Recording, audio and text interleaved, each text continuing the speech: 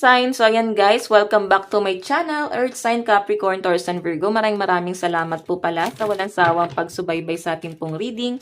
And kung kayo ay bago pa lang sa ating channel, so ayan guys, mag-subscribe na po kayo. Ay, ni-click mo na rin yung ating notification bell para lagi po kayo guys updated sa ating mga bagong upload. So, Earth sign, tignan natin gabay kapalaran mo. Earth sign, Capricorn, Taurus, and Virgo, gabay kapalaran, spirit guide. Meron tayong make time for self-love. So guys, kailangan mo siguro mag-me time. Baka wala ka na masyadong time, sobrang busy mo sa trabaho. Sobrang, masyado mo nang tinuon yung sarili mo sa paghahanap buhay. Earth sign. So, ayun na, nawawala ka sa balance eh. Nawawalan ka ng balance eh. Kasi puro trabaho, workaholic ka ata. So, kailangan mo raw dito guys, magkaroon ng time naman sa sarili mo. Mahalin mo naman yung sarili mo, no? Huwag mo naman guys ibigay ng ibigay sa kanila or sa kanya or kung kanino man guys. So, kailangan magkaroon ka naman daw guys ng pagbibigay sa sarili mo. Deserve mo, huwag mong pagdamutan. Ibang tao nga hindi mo pinagdadamutan. Ano pa yung sarili mo, Earth sign, di ba? So, tingnan natin. Yung iba sa inyo guys, maaring na-realize mo na yung, parang na-realize mo na yung worth mo. Okay? So, tingnan natin. Parang gusto mo lang naman maging masaya dito. Earth sign, meron tayong clear your mind. So, ayun na nga guys. Masyadong magulo yung isip mo. May mga maling action kang ginagawa. Kumbaga, yes, gusto mo mag-self-love, gusto mo nang mag-me time, gusto mo na nga guys mag-enjoy, pero depende sa sitwasyon, panahon, bagay, ganon. So, pwede kang mag-happy-happy, mag-party-party, mag-enjoy kasama mga friends or family. Pero sinasabi rito guys, hindi yan makakatulong para ma-release mo lahat ng mga blockages sa isip mo. Ano yung mas maganda? Mag-meditate ka at mag-heal ka ng taimtim, no? Mag-heal ka ng, na para bang hindi mo kailangan ng ibang tao. Kasi after nun guys, malungkot ka pa rin. Tignan mo.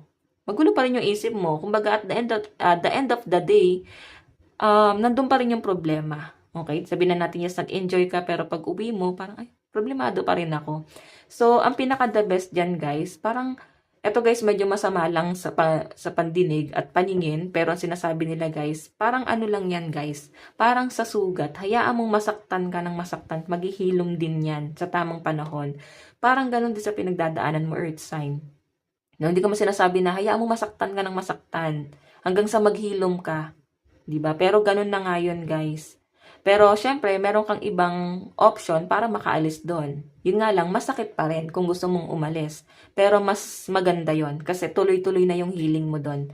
Okay? Magulo yung isip mo. Siguro, ito lang yung gusto mo. Parang feeling mo, lagi kang mag-isa, walang tumutulong, walang matakbuhan. So, siguro guys, may mga taong napagod na. Okay? Huwag niyong hayaang mapagod na yung mga taong nagmamalasakit sa inyo.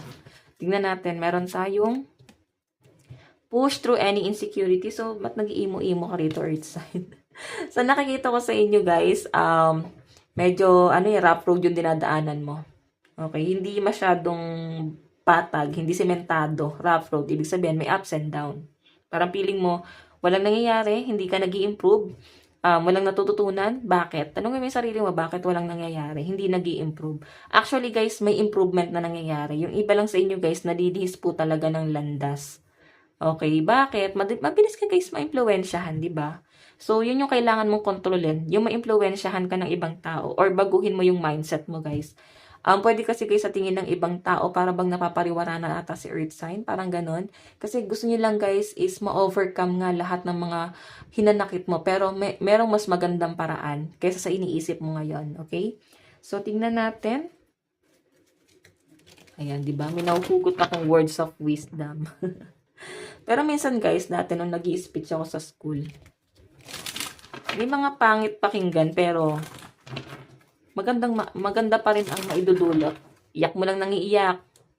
'Di ba? Kinabukasan guys, maligo ka, magsuklay ka, ayos mo ka, tuloy ang agos ng buhay. So yun yung kailangan mo guys gawin. Walang ibang tutulong sa inyo.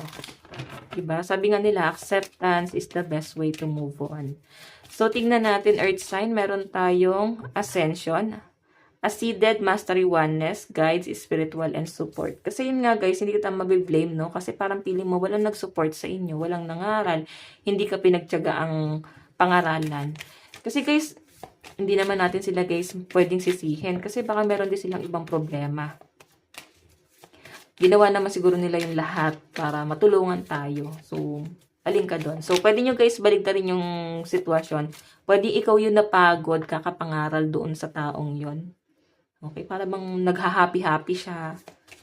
Diba? Tapos, ikaw lugmok. Alam mo yon. So, tignan natin, meron tayong quickening, discovery, acceleration, knowledge, and source. So, guys, wag mo masyadong madiliin lahat ng bagay. Hindi yan madaling nakukuha. Okay? May tamang proseso para dyan. Kasi kung madaling ibibigay sa inyo, guys, wala kang matututunan. Ano yung tamang mechanics, di ba? Kaya yung iba, guys, no, lalo na sa mga business owner, ilang beses yan guys nag-fail sa buhay hanggat nahanap nila guys kung sang aspeto sila swerte. Kasi kailangan nila guys magtiyaga at magtiis. Kasi pag binigay ng madalian, walang matututo. Lahat ng bagay guys nandun yun. Hindi mabilis makukuha ang isang bagay.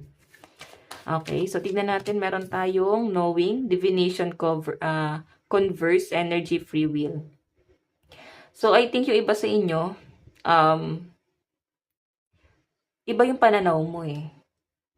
Or pwedeng ikaw to guys, ikaw pala tong nangangaral. Iba yung pananaw niya. Hindi mo magets bakit ganun yung takbo ng isip ng mga taong yan. Okay? 'Di ba? Siguro kaya ganun. Kasi ganun na sila eh. Oo.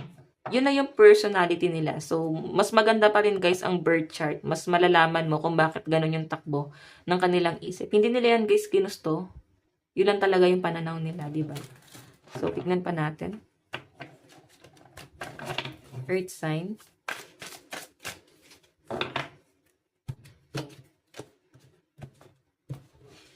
Meron tayong Knight of Wands, Passion, Motivation, Energy, Fire, Lust, and Action. So, may mangungulit sa inyo Earth sign. Ayan o. Maaring Fire sign, Aries, Leo, and Sagittarius.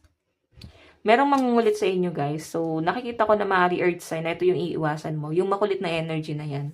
Meron tayong Knight of Pentacles, Boss, Authority, Father, and Practical Secure. So, iba sa inyo guys, maaaring makakadil nyo is someone na father figure, pwedeng tatay mo, or pwedeng father ng mga anak mo, or mother. Ayan, maaaring ito ay may power. Kumbaga parang, kung tatay mo to guys, siguro nakikita nila na may hindi na tama sa'yo. So, para bang pangangaralan ka dito, Earth sign? Matindi-tinding pangaral yan. Bihira siguro kayo makarinig ng pangaral sa magulang nyo. And, ayan, parang tatatak sa inyo. Meron tayong the sun, happiness, success, reward, prosperity, and victory. Alam nyo guys, kung may mga anak kayo, hindi mo kailangan maguluhan eh. Magkaroon ka lang guys ng anak, ibig sabihin blessed ka na yan eh. Diba? May mga anak ka na mas, kung hindi ka malasakitan ng person mo, may mga anak kang magmamahal sa inyo. Diba? Hindi mo guys kailangan ipilit yung sarili mo sa ibang tao or sa person mo. So, inaalagaan mo ibang tao. Tapos, family mo hindi. Parang ganon. Nagigets mo ba? Parang ginawa ko lang guys, ano yon, example. So, parang sinasabi dito na, kung may mga anak ka, ito yung mahalin mo. Ito yung pagtuunan mo ng pansin. Okay, so meron tayong Queen of Wands. Magulo kasi isip mo eh. Si Queen of Wands kasi guys, is someone na nasa healing process, nasasaktan pa, or maraming gumugulo sa isip. So, ba't ka naguguluhan, guys? Diba?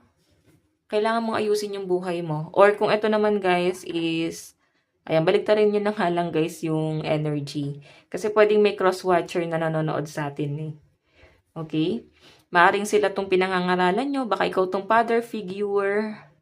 Okay, pag sinabing father figure, hindi naman guys literal na tatay. Pwedeng ine-embody mo lang, okay? So, I think, ganon, magaling mangaral, bihira magsalita, pero talagang tatatak sa kanya. Diba?